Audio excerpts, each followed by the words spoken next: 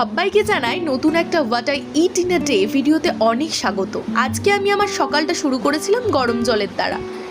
10টা নাগাদ আমি করে নিয়েছিলাম আমার ব্রেকফাস্টে ছিল ইডলি আর সাম্বার। কলেজ থেকে ফিরে মারাত্মক খিদে পেয়ে গিয়েছিল, তারপরে আমি খেয়ে নিয়েছিলাম সবজি দিয়ে ভাত, এবং এটা ছিল একটা মিক্সড সবজি সম্ভবত। এরপরে আমি খেয়ে নিয়েছিলাম ডিমের কষা, যেটা খুবই ঝাল হয়েছিল। তোমরা আজকে কি লাঞ্চ করলে সেটা আমাকে অবশ্যই কমেন্টে জানিও কিন্তু। তো ডিম কষা দিয়ে ভাত খেয়ে আমি অপেক্ষা করছিলাম যে কখন আজকের খাবারের মূল আকর্ষণীয় জিনিসটা আসবে। বাঙালির পাতে ইলিশ মাছ থাকলে আর কিছু দরকার বলে আমার মনে হয় না। আর অসময়ের ইলিশ বেশ স্বাদের ছিল। আমার তো প্রিয় মাছ ইলিশ, আর তোমাদের কি? কমেন্টে অবশ্যই জানিও কিন্তু। তো রাত্রেবেলা আমি ডিনার করে নিয়েছিলাম রুমালি রুটি আর তড়কা।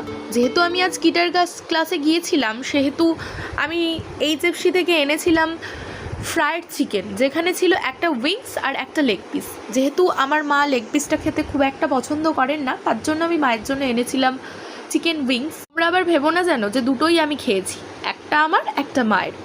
আজকের ভিডিওটা কেমন লাগলো তোমরা